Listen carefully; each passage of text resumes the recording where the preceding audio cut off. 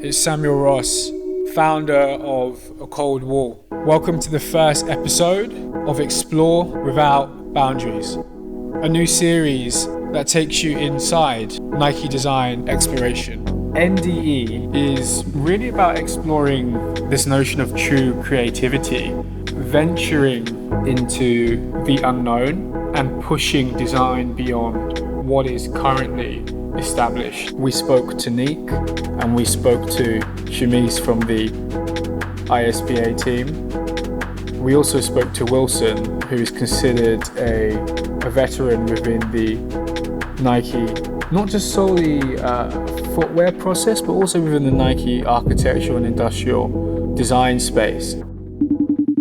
Yeah, and I remember kind of first meeting the two of you, and this ISPA concept was like incubation phase, and you were both kind of taking me. I remember there was this one space and you were kind of showing me all of the prototypes. So on here, I'm assuming we can talk about Road Warrior. It's just a beautiful piece of design, and the forms are incredibly lucid to a certain degree and esoteric, but so well refined. And the response that my team gave was the exact same response that my daughter, who is 2.5, gave this afternoon as well. Nice. The first thing people say is, wow, what is this? Now we're on the right track, right? I think also because of the storytelling and the team effort, it's such a loved shoe right now. But there were also a lot of question marks, like, what the beep is this, you know? Like, yeah.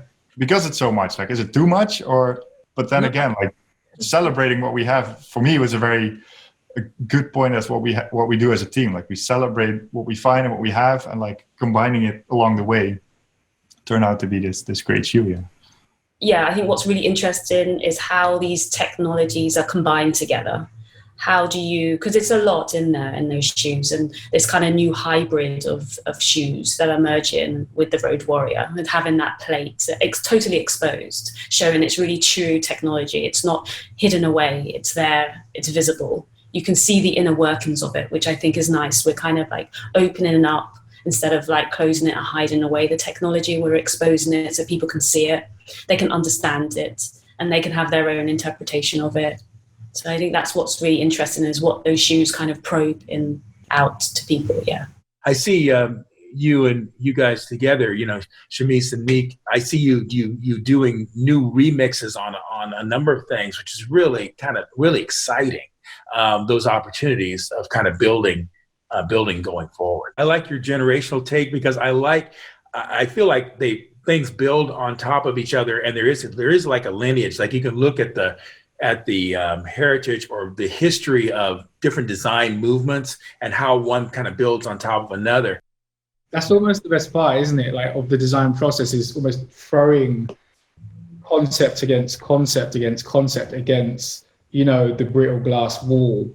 And you kind of see what sticks, you see what falls off, and you learn through that process, and you keep going at it again. You can see there's such a different psyche and philosophy that's been applied to ISPA from any other form of Nike product that's come forth. Can you highlight a little bit more about what that philosophy kind of looks like? I think our director has kind of created a space for different types of people to come in from different disciplinary backgrounds, different cultural backgrounds, and he allowed us to kind of come together and explore these narratives of what we felt like the world is evolving into.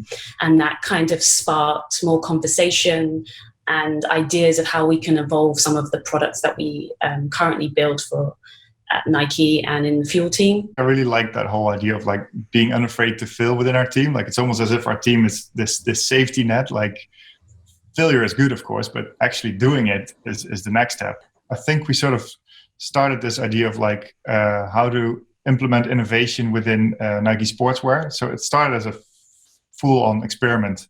And while brainstorming, we actually, I think Shamis also came up with this of like bucketing it into 4 ideas of philosophy. And as a group, we sort of started creating this philosophy around what ISPA is.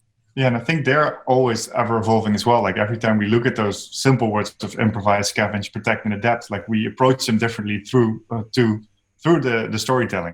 You're inspiring me a lot with what you're saying, but I think that what we were doing back in the day is now fully realized today, and so it's fun to see it transferring over time. It's interesting, that's actually a really good juncture to the next point we wanted to talk about, which was regarding like the team and having like a fearless team and having this shared philosophy, but having such like a diverse amount of specialists really involved in Nike ISPA. Definitely. And I think that's the kind of key source for ISPA in that sense. We need to have those kind of diverse experiences and insights and different understandings of words or storytelling.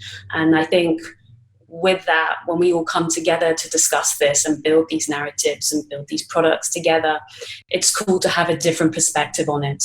Design thinking really comes out of a lot of architectural thinking. I think as designers, we can see where stories happen that are maybe happening in graphics, that are also happening in architecture, or even in car design, or you look around and they're even in music. And so a lot of this translates and transfers over. If you both had any predictions on the future of like footwear design as a whole, but obviously at Nike as well, would you believe there are any elements from ISPA that are really going to move into the future of footwear design? Like if there were 2 or 3 points you could extract based on the prediction, what do you think they would be? For me, I think I see ISPA being more ecologically minded. I feel like we're examining the use of materials now, and we're rethinking the lifespan of materials and incorporating that into the design process.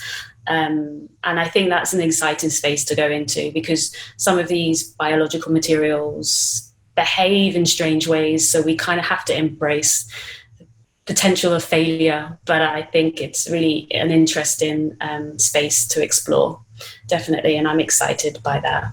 If there was any advice you could give to the future generations regarding design, be open to being inspired. Say if you're designing apparel, or if you're designing footwear, be open to all the different expressions and genres of design. And so be open to anything from music to art to architecture, and just really be open to all of those to inform what you're doing. Trusting the weirdness in you, or believing in that thing that people might call weird, and then eventually becomes the standard or normal. And I think designers and artists have that skill in them, maybe a bit more than others. So try to protect, embrace, and trust it. I definitely agree with Niek. And what I would add is also be collaborative. You need it. You need to understand other people's viewpoints, backgrounds, their experiences. That will enrich your thinking, your approach to design. I think that's key. You can't just think it's just yourself. You have to think of yourself as being part of the collective. Some of my closing thoughts from episode 1. Trial and error is important. Trial and error is beyond important. Trial and error is essential to the design process. Error doesn't really exist. Error is a part of what we do as designers. The reality is, amazing work happens when you put yourself into work. When you put yourself through the personal journey, when you take your own personal background and experiences and interests, that's when amazing work is truly produced. I'm Samuel Ross. Thanks for watching.